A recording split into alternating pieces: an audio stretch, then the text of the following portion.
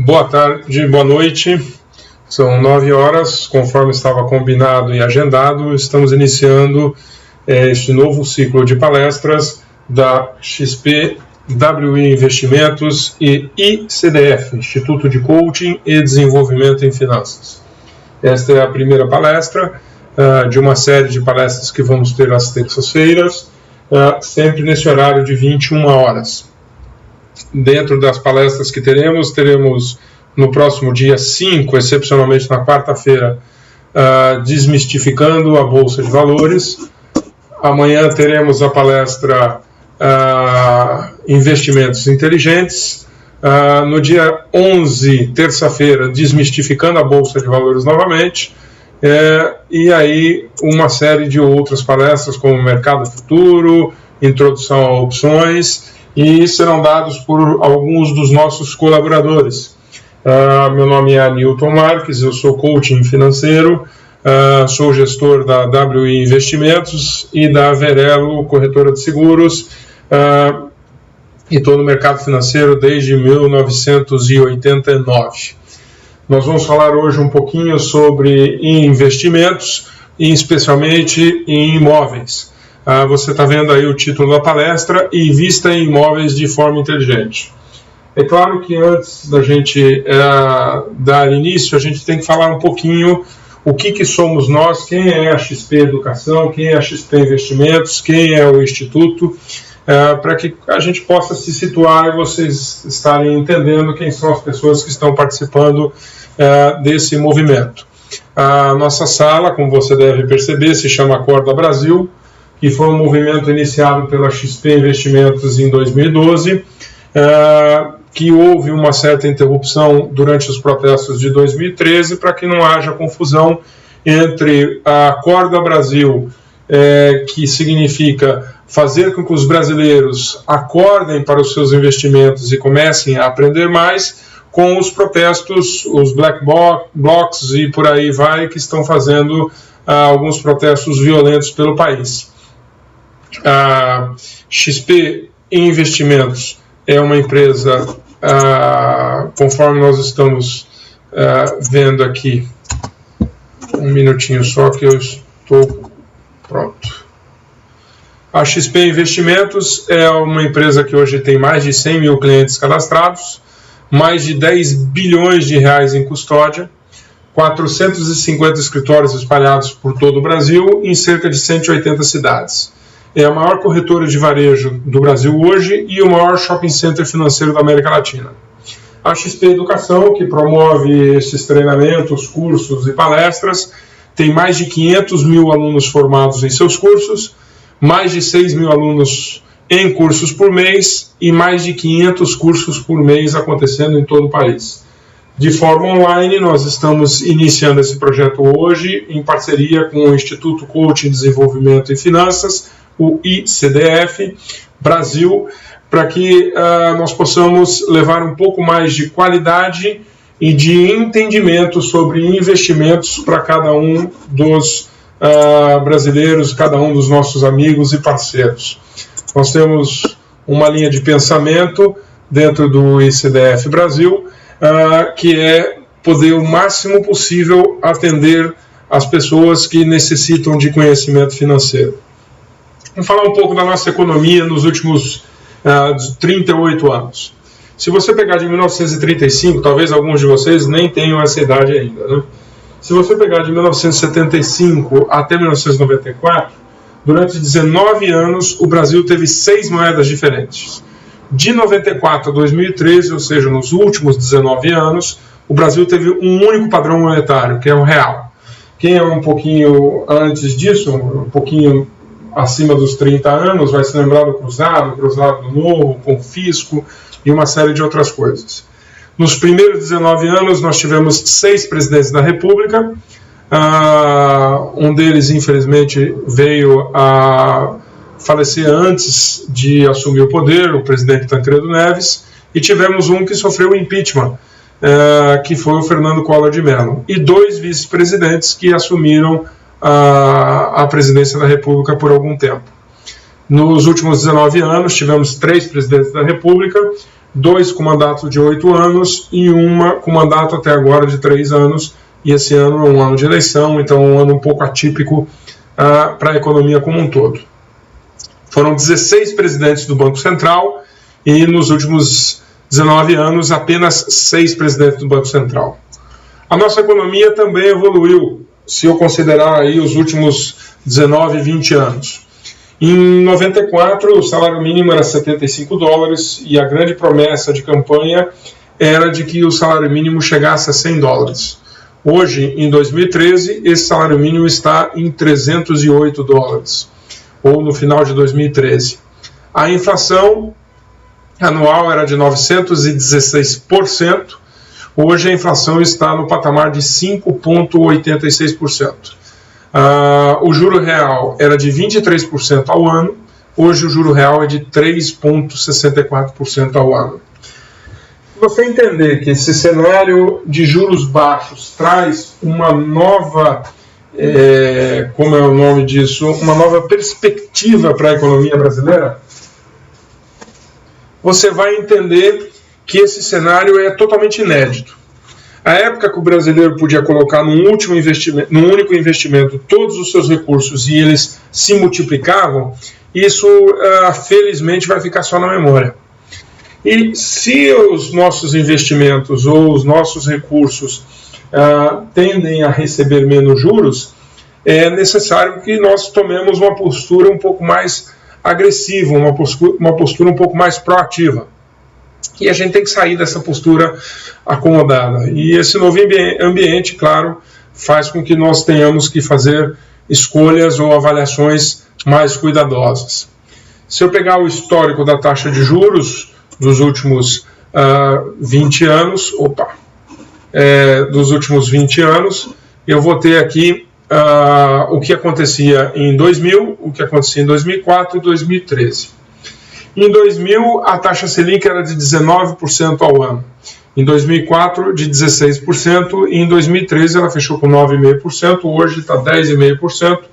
E essa semana nós teremos uma reunião do Banco Central para definir se a taxa Selic se mantém nos 10,5% ou se ela vai aumentar, provavelmente, para 10,75% ou até 11%. As projeções dos economistas dizem que até o final do ano o Brasil deve estar vivendo uma taxa Selic em torno de 11,5% até 12%, os mais pessimistas. Nesse cenário, o juro real em 2000 era de 13% ao ano.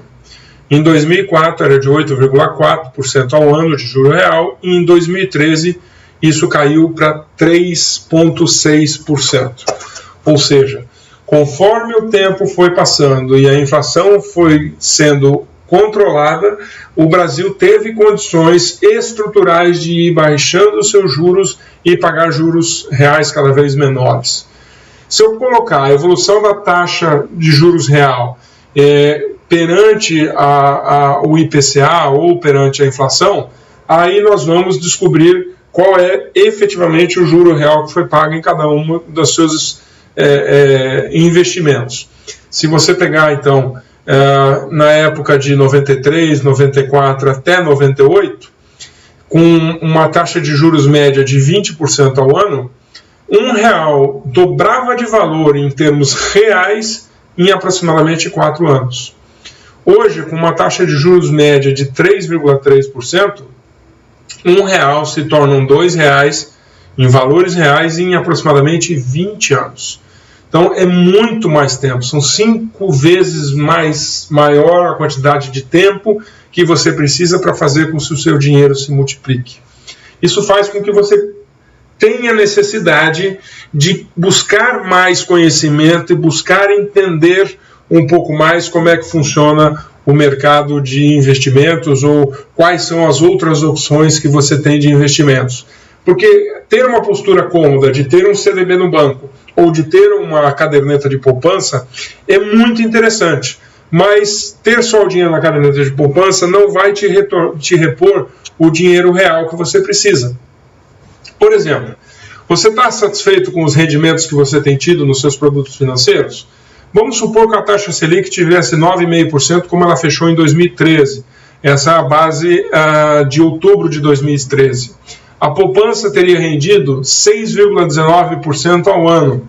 Como ela é isenta de imposto de renda, e você descontar a inflação do mesmo período dos 12 meses antes de outubro, você teria uma inflação de 6,46%.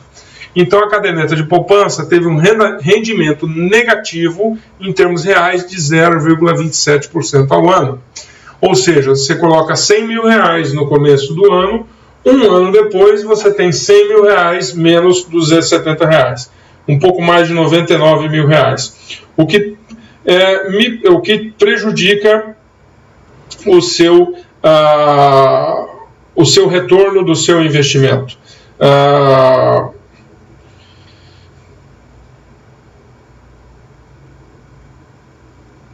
Um minuto só.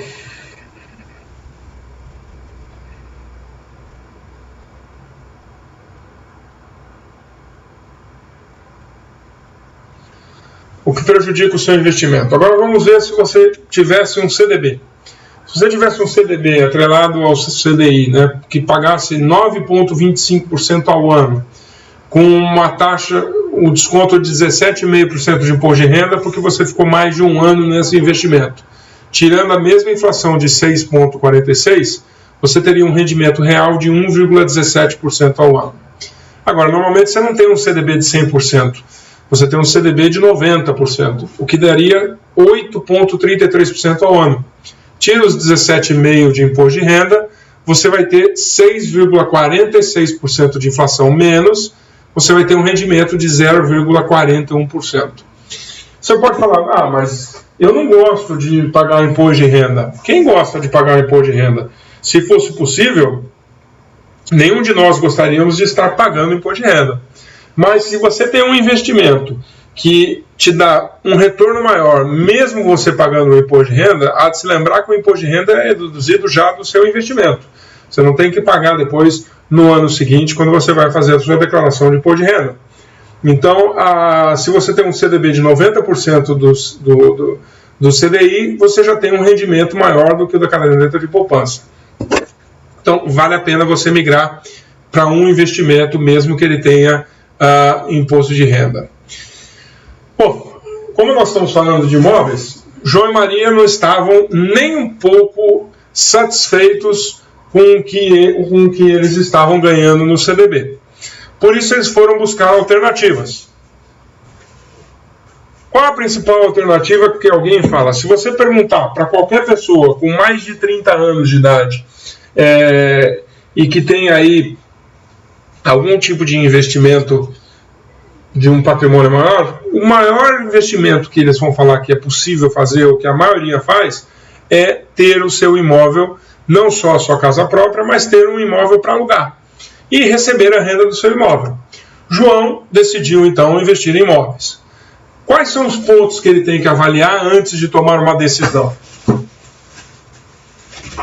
Primeiro, ele tem que achar um imóvel que caiba no seu bolso.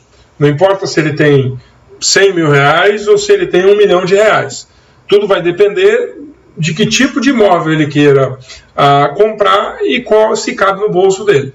Ele vai ter que buscar em classificados, colocar aí um corretor de imóveis para buscar a informação, conversar com os corretores, fazer a visitação dos imóveis para ver se ele é bem localizado, qual é o potencial de valorização. Se tem um terreno muito grande próximo, esse terreno muito grande vai virar o quê?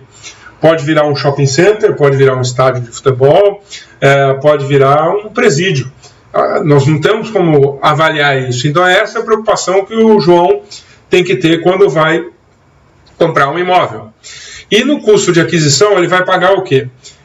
Do valor que ele pagar, 6% vai para o corretor. E ele tem que pagar o ITBI de 2% para fazer a transferência do imóvel. Depois que ele comprou o imóvel, fez o investimento, ele tem algum tempo até a encontrar um inquilino ou o tempo entre os inquilinos. Gestão própria de achar um locador para o imóvel, demanda pela região onde o imóvel foi comprado, custo do período de vacância, que é o condomínio, IPTU, conta de luz, água, de repente, que ele mantiver ligado, tudo isso vai gerar custos até o imóvel efetivamente ser locado. Depois disso, ele tem que ver a qualidade do inquilino. Por mais que numa situação em que a lei do inquilinato favoreça hoje o proprietário muito mais do que favorecia antes, ele tem que ver se o inquilino é um bom pagador, se ele paga as contas em dia, e ele só vai saber depois que o inquilino estiver dentro do imóvel. Se ele preserva e faz a manutenção do imóvel. E se o inquilino perder o emprego? O risco está concentrado num único pagador. Já dizia nossos avós, né? Nunca colocar todos os ovos na mesma cesta. Outra questão que ele tem que avaliar. Se ele vai pagar alguma taxa para a imobiliária para fazer a administração do imóvel dele. Toda a renda que ele receber vai ser tributada pelo imposto de renda da pessoa física. Ele tem que recolher o imposto ou fazer a declaração e fazer o ajuste da declaração no ano seguinte. Mas e se por acaso o João tiver alguma dificuldade ou aparecer alguma oportunidade e ele precisar de parte desse dinheiro? Ele tem que vender o imóvel inteiro. Para vender o imóvel, ele vai pesquisar preço na região para saber quanto o imóvel vale. Perguntar para os vizinhos, porteiro, zelador, para saber o valor subjetivo. Quanto é que os outros vizinhos estão vendendo um imóvel semelhante. Se ele precisar vender mais rápido, ele vai vender por um preço menor. Se você já teve alguém doente na família e precisou de recurso financeiro, você sabe que você vende um imóvel de 300 mil até por 200 mil, por 20, 25, 30% de desconto, porque você precisa desse dinheiro para poder usar, mesmo que você não precise dos 300 mil reais. Se você precisar só de 50, você vai queimar o imóvel, é uma vida que está em jogo. E quando uma vida está em jogo, a gente não mede esforços. O dinheiro vai e as pessoas ficam. Nós temos que nos importar também com as pessoas. Já Maria, mais esperta, começou a buscar outras alternativas. E ela fala então para João: João, imagina que a gente pode fazer tudo isso de uma forma simples, rápida e objetiva. E eu vou mostrar esse videozinho para vocês, para que vocês possam entender um pouco como é que funciona os fundos imobiliários.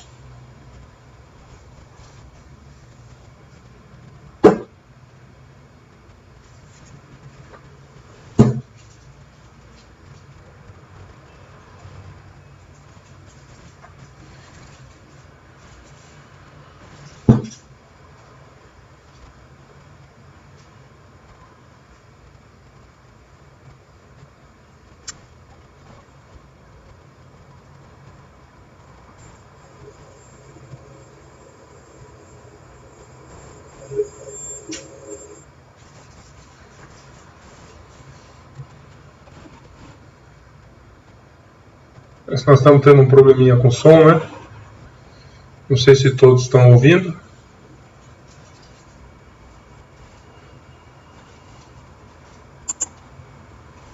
Bom, o que mais ou menos o vídeo simplifica é que em vez de você comprar um andar inteiro num prédio, um conjunto comercial, uma unidade de um flat, você compra apenas uma porcentagem desse imóvel. Então você vai ter parte do metro quadrado desse imóvel, que faz com que você receba proporcionalmente o mesmo metro quadrado desse imóvel. Maria então apresenta a João os FIIs, Fundos de Investimento Imobiliário. A avaliação de um fundo de imobiliário é exatamente igual ao de um imóvel, com algumas vantagens. Primeira delas, o seu bolso pode comprar qualquer imóvel. Basta ir a uma corretora e verificar os imóveis existentes através dos fundos de investimento imobiliário. A partir de R$1.000, você já pode comprar um fundo. Fundos desde o Shopping Pátio Higienópolis, Shopping Jardim Sul, Torre Norte, World Trade Center, TB Office, The One, e por aí vai uma série de imóveis grandes e conhecidos que você pode se tornar sócio de um desses imóveis. Acessaram grandes empreendimentos de primeira linha, porque nos fundos imobiliários os empreendimentos envolvem universidades, complexos empresariais, prédios comerciais, e o custo de aquisição é a tabela Bovespa e a corretagem fixa. são os valores que você vai ter que despender para comprar um fundo imobiliário ou para adquirir um fundo imobiliário. Terceiro item, os inquilinos são grandes corporações, grandes empresas, e o responsável por achá-los é um gestor profissional. Você tem empresas especializadas em locação de grandes corporações que fazem essa tramitação da documentação e fazem esses investimentos. Grande parte dos fundos imobiliários já são negociados com os contratos firmados com os seus locatários, ou seja, quando é lançado o fundo imobiliário, ele já é lançado com alguns locatários, ou todos os locatários, ou um único locatário para todo o edifício que está sendo lançado. Qualidade de inquilino. Além de serem grandes empresas, os empreendimentos contemplam uma grande variedade de inquilinos, o que diversifica o risco. Lembra que a gente falou que você não pode colocar todos os ovos na mesma cesta? Da mesma forma, se você tem um fundo imobiliário com um único inquilino, você está correndo risco com esse único inquilino. Eu sempre uso nos meus cursos o exemplo de um hospital, que eu não posso citar o nome por uma questão de compliance, mas o hospital era um fundo imobiliário e o hospital estava passando por uma dificuldade financeira. Quando esse hospital passou pela dificuldade financeira, a primeira decisão do gestor foi o quê? Parar de pagar aluguel. Quando ele parou de pagar aluguel, as cotas do fundo foram depreciadas em quase 50%. O hospital acabou sendo negociado, acabou sendo vendido, mudou de dono. Quando mudou de dono e o novo proprietário do hospital era uma empresa que tinha capacidade, ou um grupo econômico que tinha capacidade de pagamento, as cotas saíram da metade e voltaram ao seu preço normal. E os aluguéis voltaram a ser pagos. Esse é o risco de você ter um fundo imobiliário com um único inquilino. Da mesma forma, quando você vai fazer um fundo imobiliário, você tem que pensar nesse risco também. Custos sobre aluguel pago pelo inquilino. A taxa de administração, em geral, é entre 1% e 2%. E tem a vantagem de ser isento do imposto de renda para a pessoa física. Ou seja, o rendimento que você recebe dos aluguéis é isento de imposto de renda. Houve um problema, eu preciso de parte do dinheiro. Eu não preciso vender o fundo inteiro, eu só vendo as cotas necessárias para cobrir essa necessidade financeira que eu tenha, e posso recomprar essas cotas mais tarde quando eu resolver o meu problema financeiro. Certo? Então você pode vender parcialmente. Como você tem liquidez na Bolsa de Valores, são negociados através da Bolsa de Valores, você pode vender esses fundos imobiliários. Como as cotas representam o valor dos imóveis, você elimina parte da subjetividade da avaliação. Se eu tenho um imóvel de 100 milhões, esse imóvel daqui a 6 meses, 1 ano, ele vai estar avaliado em 100 milhões e mais alguma coisa. Agora, se eu tenho uma empresa avaliada em 100 milhões, pode ser que daqui a 1 ano ela esteja valendo 1 bilhão ou ela esteja valendo 10 milhões. Depende da administração, da gestão, de como essa empresa vai se posicionar no mercado, de como essa empresa vai reagir à concorrência. Tudo isso interfere. No fundo imobiliário, não. No fundo imobiliário, esse valor, o valor da cota está intimamente ligado ao valor do imóvel em si. Aí João pergunta, né? Ótimo, gostei, é interessante, mas como esse negócio surgiu? Bom, Maria já está tudo na ponta da língua, né? Participou de uma das nossas palestras, já está consciente de como funciona o fundo imobiliário. Por que os fundos imobiliários são constituídos? Imagine que você é um empresário e você quer construir um shopping. Você tem um terreno em algum lugar aqui de São Paulo ou em algum lugar do Brasil e você quer construir um shopping center nesse terreno. Teoricamente, sem o fundo imobiliário, você tem 3 opções de construir esse terreno. Primeiro, colocando o seu dinheiro para levantar o prédio. É uma ótima opção, mas você fica com o seu patrimônio comprometido e imobilizado e você assume 100% do risco sozinho. Se você tiver condições de montar o shopping center sozinho, ótimo. Não esquece de ligar para a gente, convidar para tomar um café, a gente bate um papo, troca uma ideia e com certeza nós podemos fazer bons negócios além de construir um shopping center. Segunda opção, reunir um grupo de empresários para juntos construírem um imóvel. Terceira opção, buscar um financiamento do BNDES ou em bancos privados, onde você vai pagar juros. E a quarta e melhor opção é constituir um fundo imobiliário. Você pega esse fundo que vai fazer a construção do shopping, comprando terreno, levantando o prédio e deixando o shopping pronto para uso, distribui na forma de cotas para pessoas físicas e com o dinheiro arrecadado, com a venda dessas cotas, você constrói o imóvel. Ele pode ou não ser garantido por um determinado prazo de tempo. Alguns imóveis já contemplam uma garantia de retorno pelo prazo de 1 ano, 2 anos ou 5 anos, que é o tempo de maturação ou de construção do shopping. Como é que funciona a tributação? Os fundos imobiliários são um investimento de baixo risco e de grande eficiência tributária. Por quê? Sobre tudo que rendeu o imóvel, você é 100% isento de imposto de renda, desde que o fundo cumpra 2 regras. A primeira delas é que tenha 50 cotistas ou mais, e a segunda regra é que nenhum dos cotistas, que você como cotista, não tenha mais do que 10% do empreendimento. A única tributação que você tem como pessoa física, investidor convencional, é quando você vende as suas cotas. Aí você paga 20% sobre o que valorizou as suas cotas. Comprou uma cota de R$100, vendeu ela a 200, o lucro de R$100 você vai pagar 20% do imposto. Claro que já pode estar na ponta da sua língua. Isso significa que que eu pago mais imposto do que se eu vender um imóvel. Vamos fazer a conta? Antes da gente fazer a conta, vamos fazer um levantamento aqui sobre a famosa bolha imobiliária brasileira. O que você acha? O Brasil está ou não vivendo uma bolha imobiliária?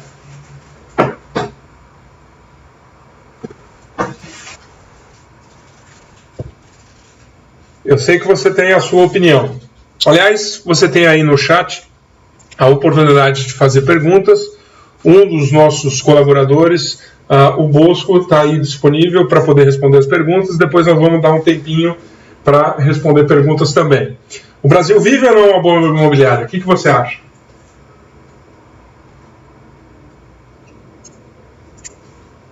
Discussões à parte, vamos à parte técnica da questão. O maior problema das bolhas imobiliárias no mundo inteiro são quando o crédito, a oferta de crédito é muito maior do que a capacidade do PIB do país. O Brasil hoje vive um momento em que ele tem 55,5% do seu PIB em financiamentos, sendo que os financiamentos imobiliários ocupam 7,8% do total do PIB. É claro que em algumas situações o Brasil vive um momento de especulação financeira gigantesca, especialmente em função da Copa do Mundo, nos seus arredores, onde as pessoas imaginam ou entendem que os investimentos, seja por causa do pré-sal, seja por causa da Copa do Mundo ou das Olimpíadas, vai trazer um retorno significativo. Se você considerar que nos últimos 5 anos o Brasil teve, em alguns locais, os imóveis valorizaram 100%, isso é fato. Os salários não subiram 100%, mas a inflação também chegou próxima de 40% aí nos últimos 7, 8 anos. Então, essa valorização dos imóveis pode estar um pouco acentuada.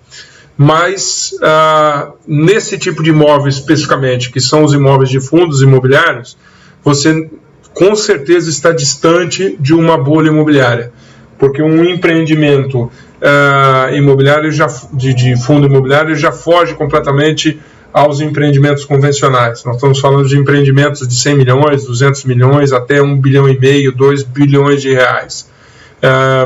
Eles não sofrem tanto quanto os imóveis residenciais.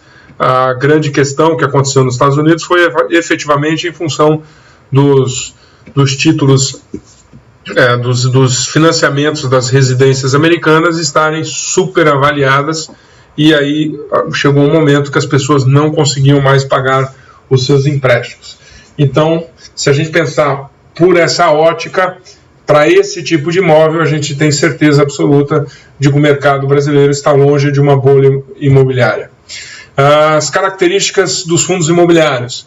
Você tem fundos imobiliários que são para renda de aluguel, ou seja, eles investem em imóveis com contratos de aluguéis para explorar a renda desse aluguel. Existem fundos imobiliários para desenvolvimento, eles investem em construção de empreendimentos residenciais, comerciais, shopping centers, e fundos imobiliários que compram e vendem títulos imobiliários. Ou seja, títulos que tenham renda fixa e que apresentam um menor risco. Toda vez que o banco empresta dinheiro para uma pessoa comprar um imóvel, esse dinheiro não é do banco. Esse dinheiro ele tomou emprestado de alguém. Então ele emitiu um título para esse alguém. E esse alguém, às vezes, pode ser um fundo imobiliário que está recebendo o retorno desses títulos que foram emprestados para o banco poder emprestar dinheiro a juros, como LCA, CRIs e outro CRI, né, que é chamada CRI, e outros tipos de títulos imobiliários. A negociação é feita por meio da Bolsa de Valores. Você pode comprar e vender cotas de fundos imobiliários e acompanhar a evolução dos investimentos através do home broker. Aqui a gente tem alguns exemplos, eu vou colocar em cima. SAG11 são as agências do Santander, XP Gaia, Isapar, que é das faculdades Anhanguera, o Kinea, o Faria Lima 11, que é um prédio, obviamente, na Faria Lima, TRX Logística, e Rio Negro 11, que fica lá em Alphaville, e outros fundos imobiliários. BBPO é das agências do Banco do Brasil, Centro Empresarial de São Paulo, ali em Santo Amaro, muita gente conhece, ali no final da Marginal Pinheiros, próximo à Ponte João Dias. Todos esses são fundos imobiliários que você pode negociar e você pode ter cotas desse fundo. Eu brincava até pouco tempo atrás com uma pessoa que nós tínhamos meio metro quadrado de um prédio na Avenida Faria Lima, que era o total de cotas que nós tínhamos de um determinado prédio. E essa pessoa dizia que ia pegar a cadeira um dia, ia sentar no meio metro quadrado dela e ficar ali. E eu brincava com ela que esse meio metro quadrado, se ela precisasse ir no banheiro, esse meio metro não estava no banheiro. Então ela teria que sair de lá pelo menos para ir no banheiro. Não tem uma definição específica de qual metro quadrado é seu ou de quantos metros quadrados você pode ter no empreendimento. Você pode ter apenas R$100, R$200 de um determinado empreendimento. É claro que não é interessante economicamente você ter um fundo imobiliário só para te render R$1, R$2, R$3 por mês. Fundo imobiliário, você tem que olhar e enxergar como se fosse comprando um imóvel. Se eu tinha um imóvel de R$500 mil e esse imóvel me rendia R$2 mil de aluguel, eu estava recebendo 0,4% do valor do imóvel. Se eu pegar os mesmos R$500 e pôr em fundos imobiliários, qualquer fundo imobiliário um pouco mais fraco vai me dar 0,5%, 0,6% ao mês. Então esses 500 mil vão passar a representar R$3 mil. Sobre os 2 mil, eu ainda pago imposto de renda. Sobre os 3 mil, ele é isento de imposto de renda.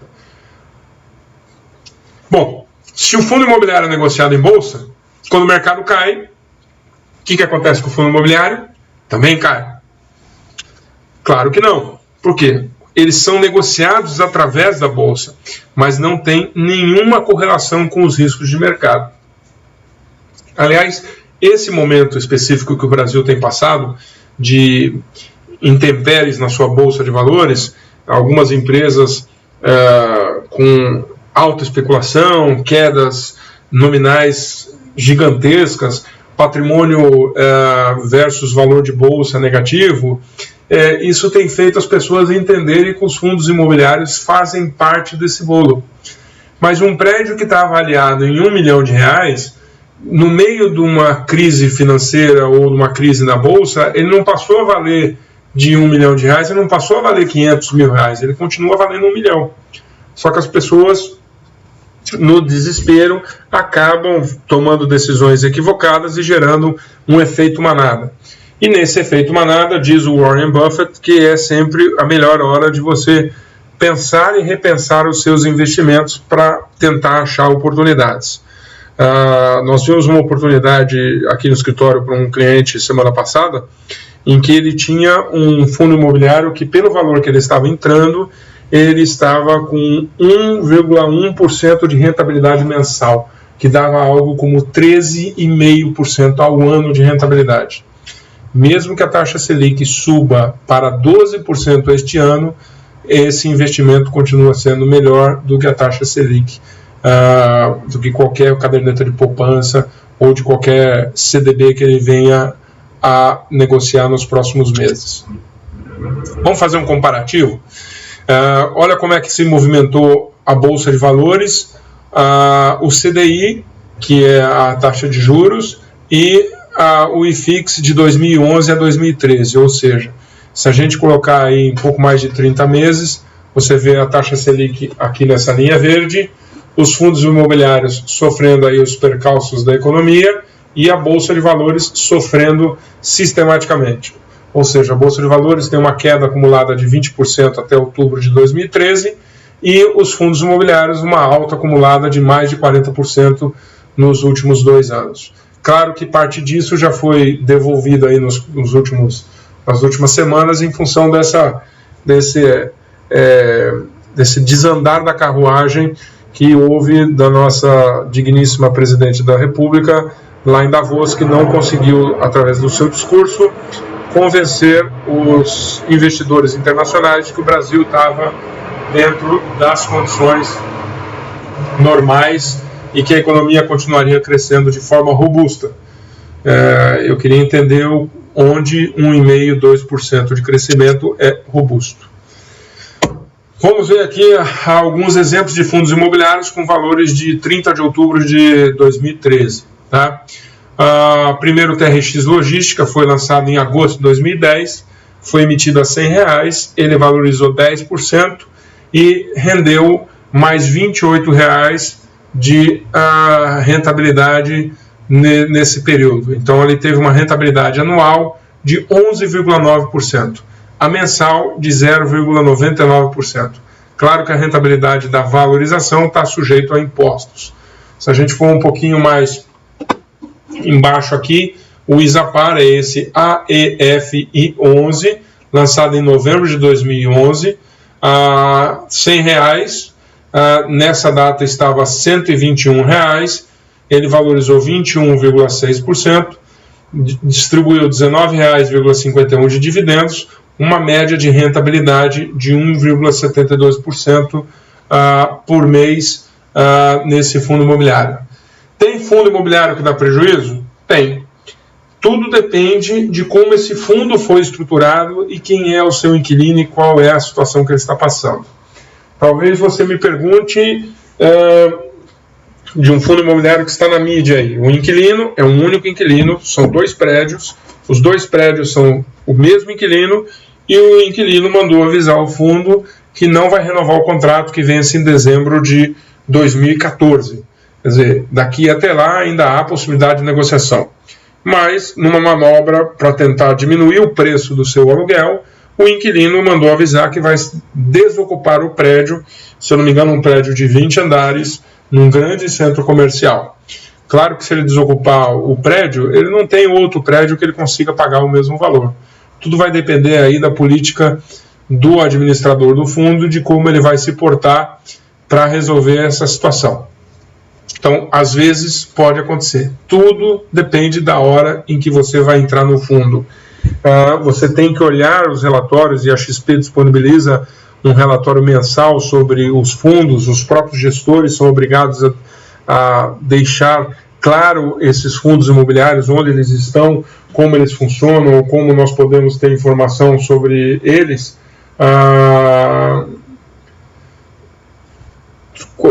Tudo depende de você estudar esse fundo. Quando você vai comprar um imóvel, você olha e pede para checar a documentação, e você tem um corretor de imóveis que checa a documentação, checa tudo, você precisa tirar todas as certidões e tudo mais.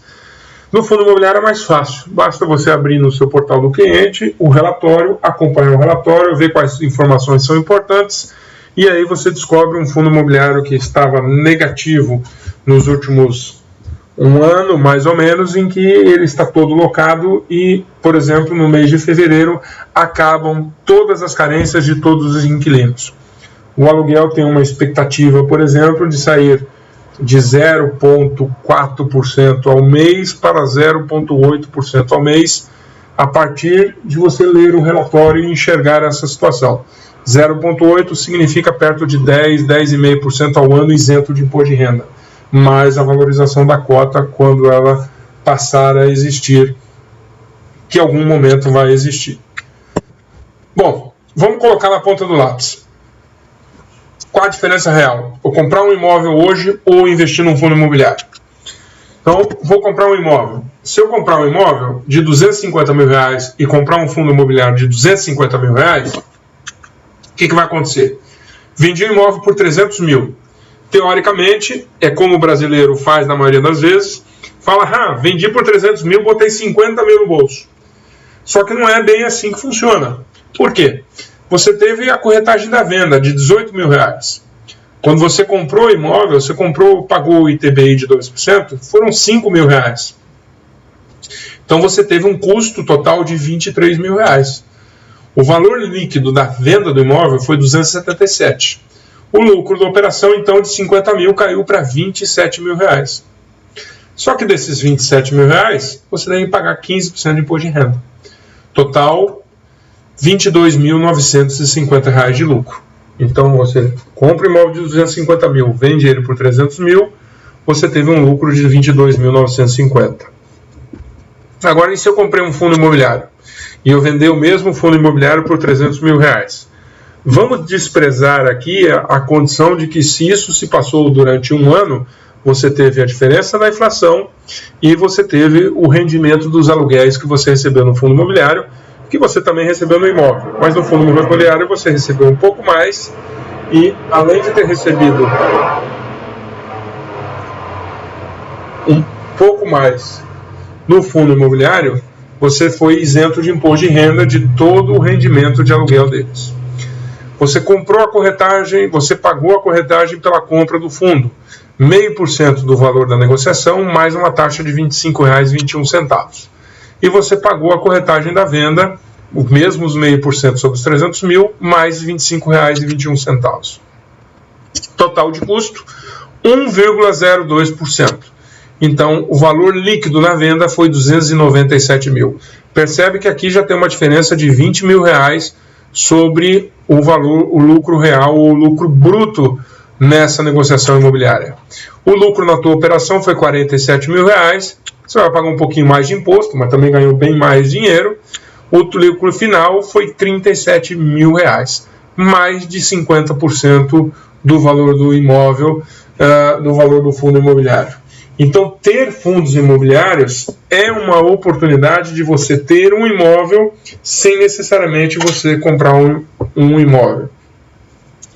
Eu falei de uma estratégia porque a estratégia do meu cliente era o seguinte: ele tinha vendido um imóvel e não tinha condições e não queria entrar num financiamento.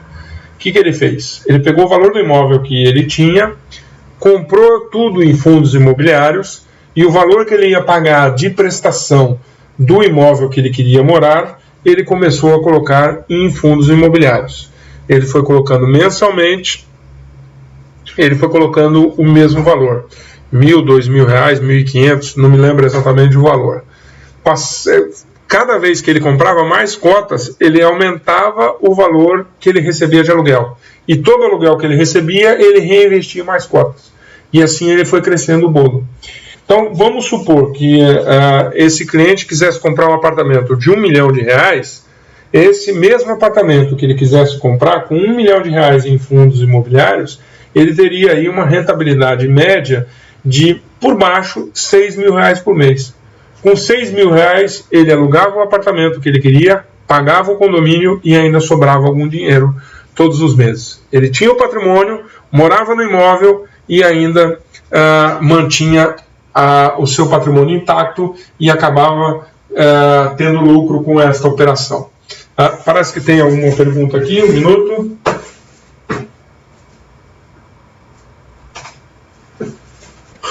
O Marcelo está perguntando o que faz aumentar e diminuir o rendimento. Em termos absolutos, Marcelo, todo aluguel é regido pelo IGPM.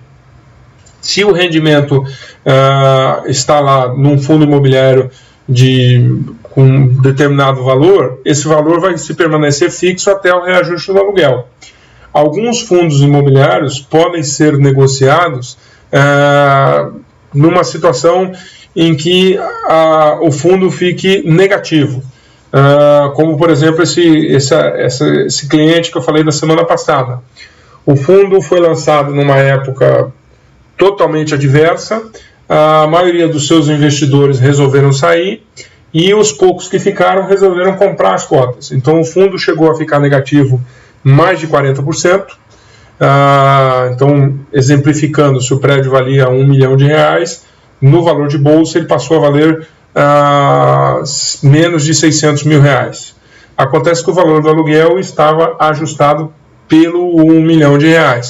Então hoje o valor do aluguel desse prédio está 1,1% sobre o valor do investimento hoje. Se a cota voltar a subir, e nós imaginamos que essa cota tem todo o potencial de voltar a subir, porque o prédio não vale só os R$600 mil, ele vale mais de R$1 milhão, existe aí a possibilidade de você ter uma valorização patrimonial e ter também uma valorização, daí proporcionalmente o seu aluguel reduz pelo valor, mas em termos absolutos, em termos financeiros, ele se mantém estável. Se hoje você recebe 60 centavos, por exemplo, por cada R$100 que você coloca, se ele passar a valer R$200 a cota, você vai receber os mesmos 60 centavos. E aí entra a estratégia de negociação que você faz para acumular capital. Se você entra nesse fundo hoje que está R$60, alguma coisa a mais, alguma coisa a menos, você está recebendo os mesmos 60 centavos sobre R$60 e não sobre R$100, como quem comprou o fundo no início. Então você já tem aí garantido um pouco mais de 1% sobre o valor do seu investimento. Tá? Respondi a pergunta?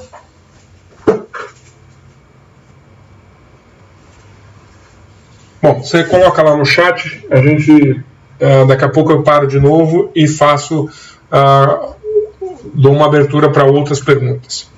Bom, a diferença então, R$14 mil só pelo fato de você ter um fundo imobiliário. Lembrando que no imóvel, quando você aluga, você tem que pagar imposto de renda.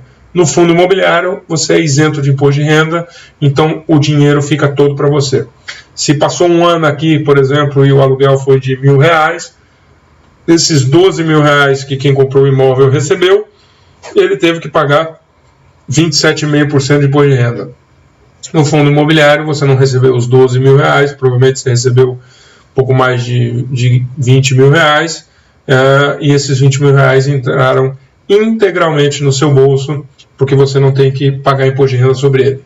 Claro que você faz a declaração de imposto de renda, e na declaração você coloca lá rendimentos isentos, não tributados. Isso aí você vê com o contador, com certeza o contador vai saber te orientar nesse sentido.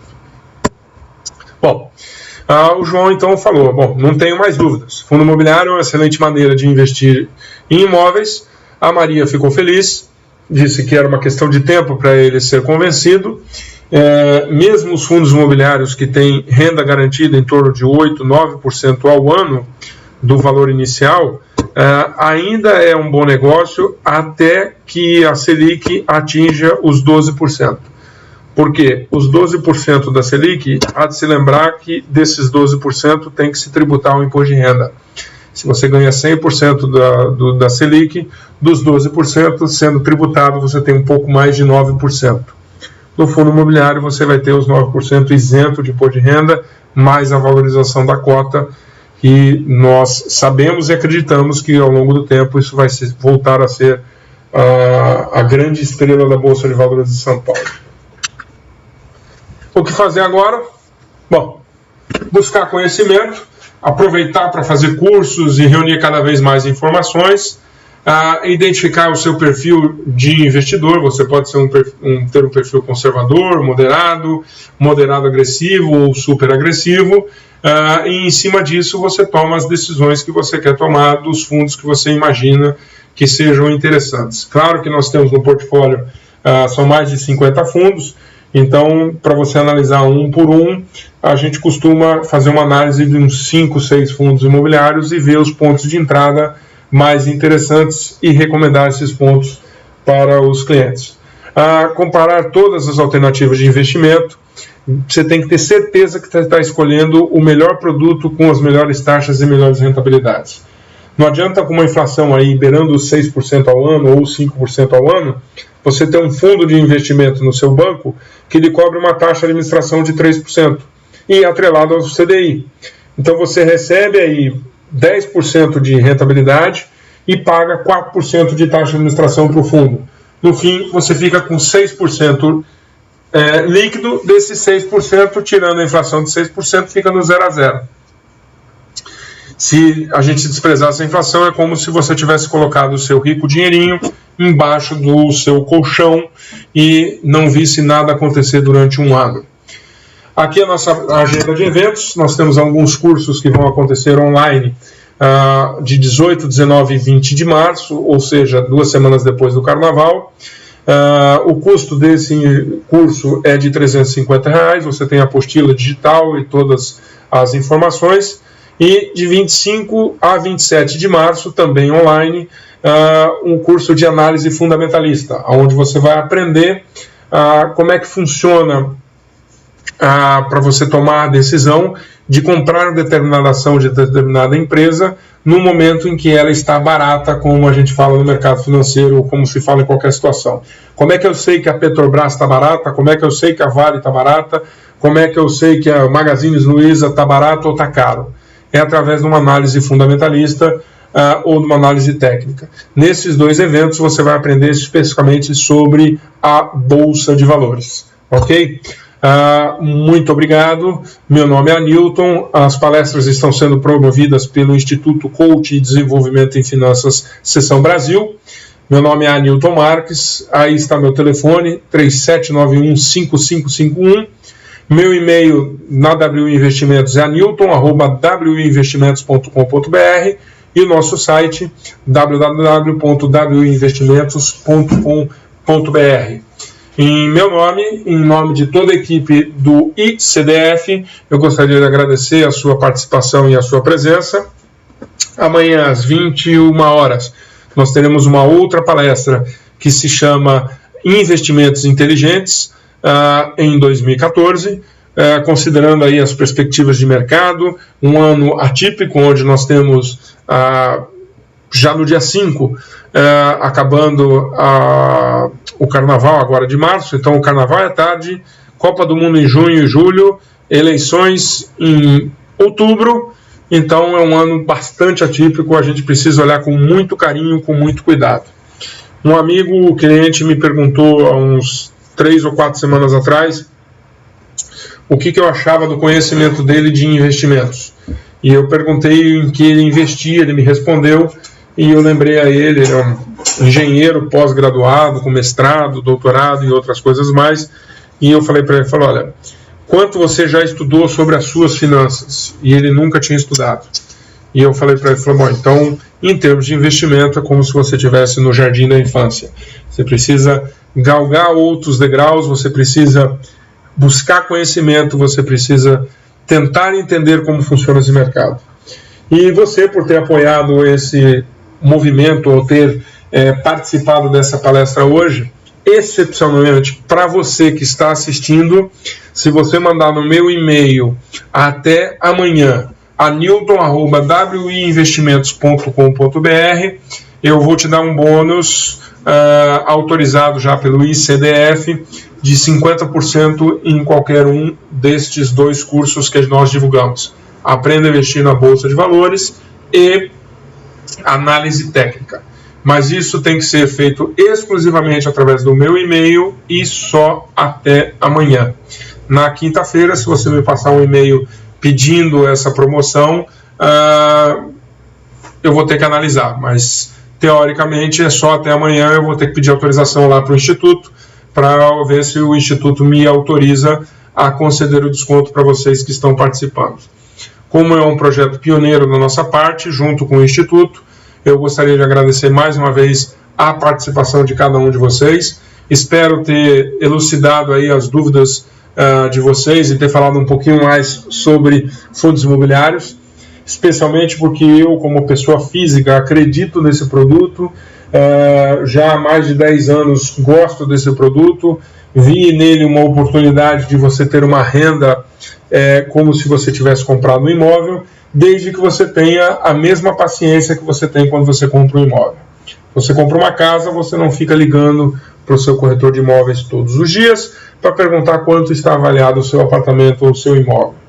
Você faz isso quando você pensar em vender. Se o seu aluguel está entrando todo mês, pouco importa se ele está avaliado em R$100, em R$1.000 ou em R$50. Você está recebendo o seu aluguel contratado e mais hora, menos hora, esses valores vão se reajustar e vão chegar aos patamares reais do seu investimento.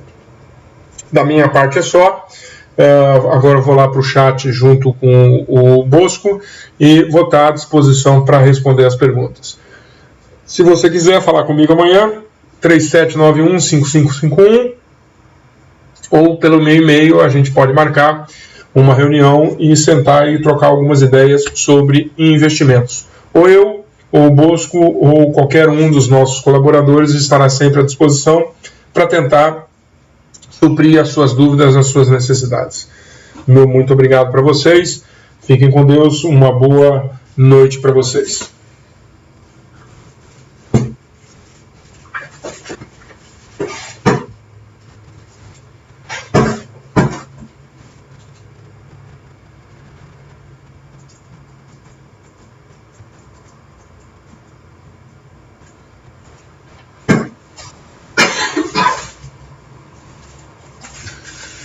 Vale lembrar que essa palestra vai estar disponível neste mesmo canal por até 5 dias, para que você possa divulgar para os seus amigos e falar com cada um deles. Obrigado, tudo de bom para vocês. Mais uma vez, meu boa noite.